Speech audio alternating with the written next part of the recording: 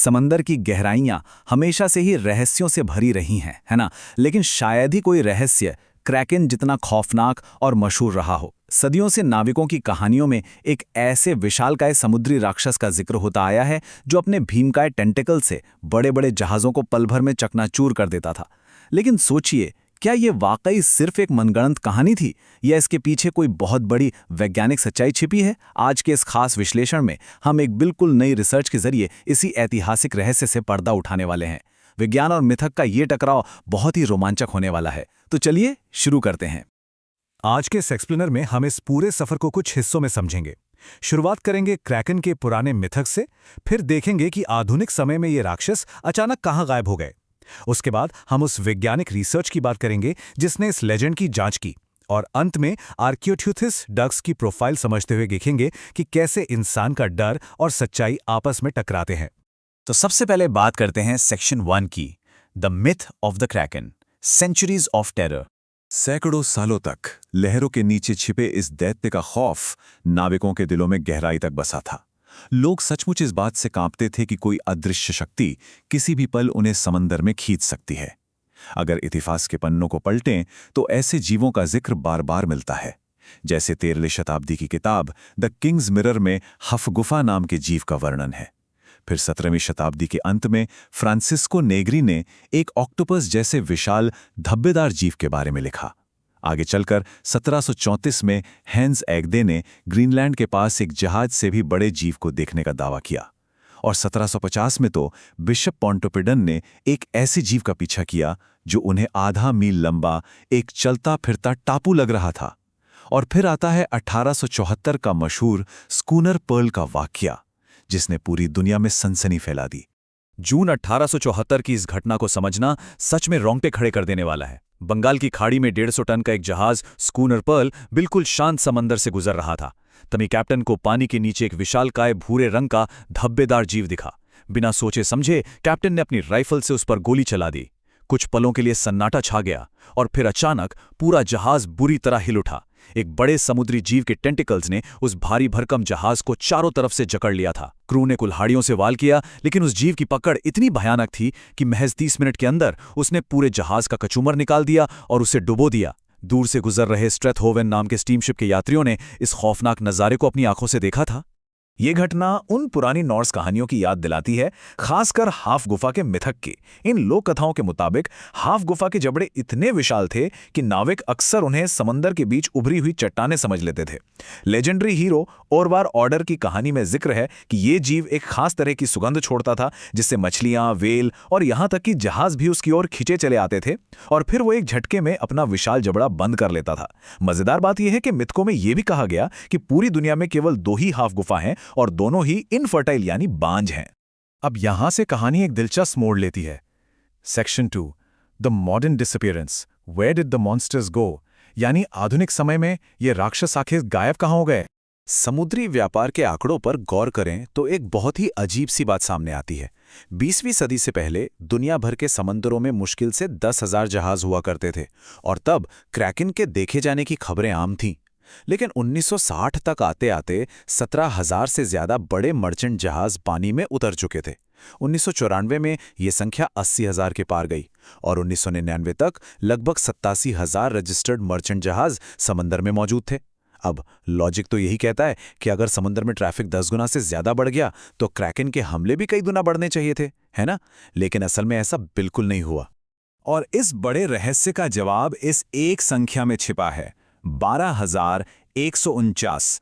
आज पृथ्वी की कक्षा में इतनी ही सैटेलाइट्स घूम रही हैं। आधुनिक तकनीक ने समंदर के हर हिस्से पर अपनी नजरें गड़ा दी हैं, और इसी वजह से आज के समय में किसी समुद्री राक्षस के होने की झूठी खबर फैलाना लगभग नामुमकिन हो गया है। 1990 के दशक में जहाज़ों पर सर्विलेंस सिस्टम्स तेज़ी से विकसित हुए। मर्चेंट शिप्स में 24/7 चलने वाले सीसीटीवी कैमरे लग गए, जो सीधे सैटेलाइट के जरिए सेंट्रल सर्वर से जुड़े होते हैं। पहले के समय में अगर कोई नाविक आकर कह देता कि उसने राक्षस देखा है तो उसकी बात को बिना सबूत सच मान लिया जाता था। लेकिन आज अगर कोई ऐसा दावा करे तो सैटेलाइट इमेजरी और कैमरों की फीड तुरंत दूध का दूध और पानी का पानी कर सकती है। यही सबसे बड़ी वजह है कि आज ऐसी अफवाहें पूरी तरह से बंद हो चुकी हैं। तो अब चलते हैं सेक्शन 3 पर, science investigates the legend, analysing the data. तो क्या पिछले 1000 सालों के सारे दावे और किस्से पूरी तरह झूठे थे? आधुनिक विज्ञान अब इन ऐतिहासिक दावों की जांच बिल्कुल एक डिटेक्टिव की तरह कर रहा है। दिसंबर 2025 में बारबरा एम टोमोतनी और रॉड्रिगो बी सैल्वाडोर नाम के शोधकर्ताओं ने एक बहुत ही शानदार रिपोर्ट पब्लिश की, जिसका नाम है the Kraken when myth encounters science. Netherlands और जर्मनी से काम करते हुए इन वैज्ञानिकों ने इतिहास की सारी क्रैकन घटनाओं को उठाया और बिना किसी पूर्वाग्रह के उनका बिल्कुल न्यूट्रल तरीके से विश्लेषण किया। उनका मुख्य मकसद ये जानना था कि इन पुरानी कहानियों के पीछे की असली बायोलॉजिकल सच्चाई क्या है। तो यहाँ सबसे अहम बात ये निकल कर आती है कि शोधकर्ताओं ने इन ऐतिहासिक इनकाउंटर्स में से 4 बहुत ही स्पष्ट बायोलॉजिकल पैटर्न खोज निकाले। पहला पैटर्न, उस जीव का आकार लगभग 15 मीटर के आसपास था। दूसरा, उसकी तैरने की गति जहाज़ों की तुलना में काफ़ी धीमी थी। तीसरा, वो गहरे समंदर में रहने वाला जीव था जो बहुत कम ही सतह पर आता था। और चौथा, उसके पास बड़े बड़े टेंटेकल्स थे जिनमें सक्शन कप्स मौजूद थे। इसके अलावा एक और बहुत ही दिलचस्प बात सामने आई, और वो है कम विजिबिलिटी। शोधकर्ताओं ने नोटिस किया कि जो भी रियलिस्टिक एनकाउंटर्स हुए थे वो या तो रात के अंधेरे में हुए या फिर सूर्योदय और सूर्यास्त के समय जब रोशनी बहुत कम होती है। इसका सीधा सा मतलब ये है कि कम रोशनी में जब नाविकों ने पानी में किसी विशाल परछाई को देखा तो उन्होंने अपने डर और अपनी कल्पना से उन परछाइयों में एक खौफनाक राक्षस की छवि गढ़ ली। अब आते हैं सेक्शन 4 पर, profile of Architeuthis dux, the biological suspect. इन सारे पैटर्न्स और वैज्ञानिक डेटा को एक साथ रखने के बाद हमें हमारा जवाब मिल जाता है। आर्कीट्यूथस डक्स, विज्ञान की भाषा में ये जायंट स्क्विड का नाम है। ये गहरे समंदर में रहने वाला एक विशालकाय शिकारी जीव है, और सबसे कमाल की बात यह है कि इसके सारे लक्षण उन ऐतिहासिक क्रैकन की कहानियों से हूबहू मिलते हैं। यानी कि क्रैकन कोई काल्पनिक दैत्य नहीं था, बल्कि असल में यही जायंट स्क्विड था जो शायद भोजन की तलाश में कभी-कभार समंदर की सतह पर आ जाता था। चलिए इस जीव की बायोलॉजी को क्रैकन की कहानियों से मिलाकर देखते हैं। ये जायंट स्क्विड 1000 मीटर से भी ज्यादा की गहराई में रहता है, जिससे यह साफ हो जाता है कि यह सतह पर कम ही क्यों दिखता था। इसकी कुल लंबाई 13 से 18 मीटर के बीच होती है, जो नाविकों द्वारा बताए गए 15 मीटर वाले दावे से पूरी तरह मैच करती है। ये एक बहुत धीमा तैरने वाला जीव है, और सबसे खास बात, गहरे समंदर के भयानक दबाव को सहने की वजह से इसके टेंटिकल्स इतने मजबूत होते हैं कि अगर ये किसी छोटे जहाज से टकरा जाए तो उसे सच में भारी नुकसान पहुंचा सकता है।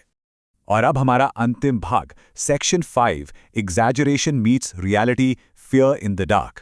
लोक कथाओं के मिथक और वैज्ञानिक सच्चाई के बीच के इस अंतर को समझना बहुत ही दिलचस्प है। एक तरफ कहानियों में क्रैकन को आधा मील लंबा टापू, जहाज़ों को पल भर में कुचल देने वाला और सुगंध से शिकार को फंसाने वाला एक फुर्तीला दैत्य बताया गया, जबकि दूसरी तरफ वैज्ञानिक सच्चाई ये है कि जायंट स्क्विड महज 15 मीटर का होता है। वो काफी धीमा है और उसका स्वभाव आक्रामक होने के बजाय काफी रक्षात्मक होता है। तो फिर सवाल ये उठता है कि वो चुटकियों में जहाज़ों को निगलने वाले दैत्य की कहानियां कहां से आईं? शोधकर्ताओं ने इसका निष्कर्ष निकाला कि इस तरह से बड़ा चढ़ाकर बताई गई बातों के पीछे गहरी मनोवैज्ञानिक वजहें थीं। कम रोशनी और अंधेरे में इंसानी दिमाग का अवचेतन डर हावी हो जाता है, जिससे उन्होंने एक सामान्य बायोलॉजिकल सच्चाई को गलत समझ लिया। और इसके साथ ही कई नाविकों के मन में खुद को मशहूर करने और अखबारों की सुर्खियां बटोरने की जबरदस्त इच्छा भी थी, जिसके चलते उन्होंने एक जायंट स्क्विड के दिखने को एक खौफनाक दैत्य के हमले के रूप में प्रचारित कर दिया। इस पूरे विश्लेषण से एक बहुत ही गहरा सवाल उठता है, क्या इतिहास में मौजूद दूसरे पौराणिक जीव और दैत्य भी क्रैकन की तरह ही महज ऐसे बायोलॉजिकल जीव हो सकते हैं जिन्हें उस वक्त इंसान समझ नहीं पाया? क्या वो भी बस विज्ञान द्वारा सुलझाए जाने का इंतजार कर रहे हैं? ये सच में सोचने वाली बात है, जो हमें ये याद दिलाती है कि विज्ञान की रोशनी किस तरह हमारे सबसे बड़े और पुराने डरों को हमेशा के लिए खत्म कर सकती है। इसी विचार के साथ हम आज के इस विश्लेषण को यहीं समाप्त करते हैं।